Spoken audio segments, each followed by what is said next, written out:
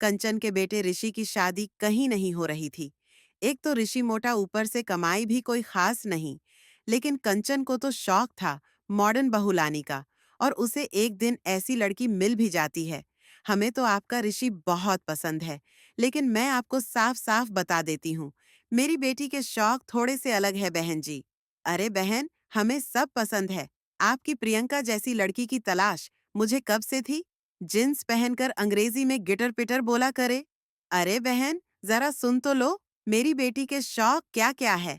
अरे नहीं नहीं बहन, बस लड़की को देख लिया तो सब कुछ देख लिया।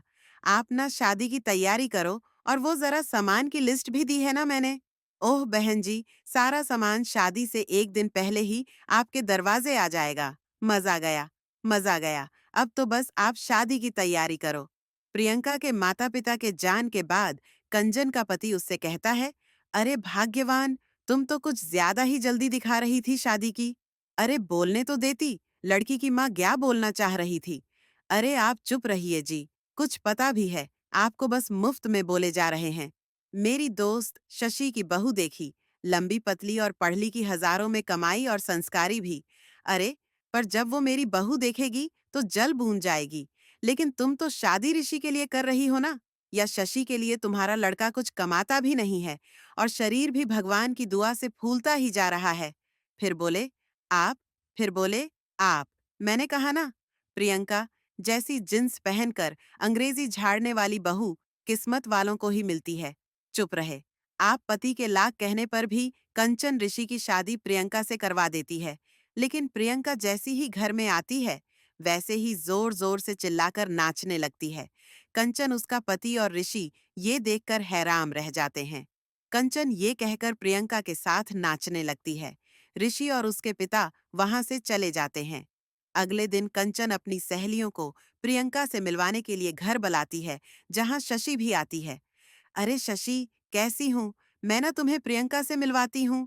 अरे सच्ची में बहुत ही एडवांस सोच की लड़की है।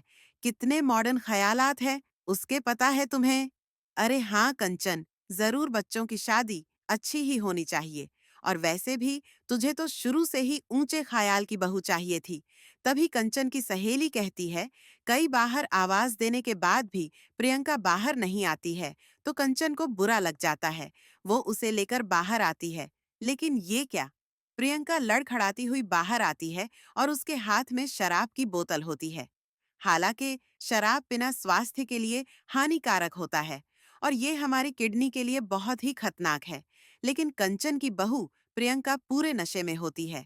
ये कहकर वो शशि के पास जाती है। आंटी जी पत्ते खेलेंगी? अरे दूर हो, तुम्हारे मुझसे तो शराब की बदबू आ रही है।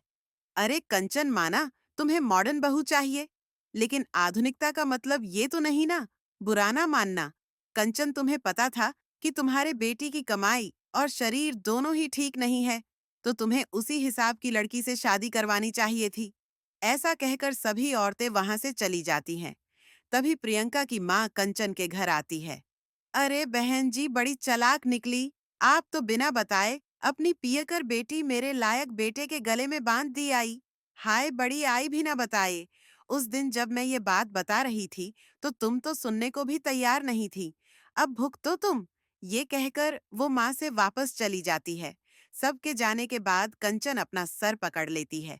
आधुनिकता की अंधी में मैं अपनी संस्कृति ही भूल बैठी थी। अब तो आम ही बचाए मुझे।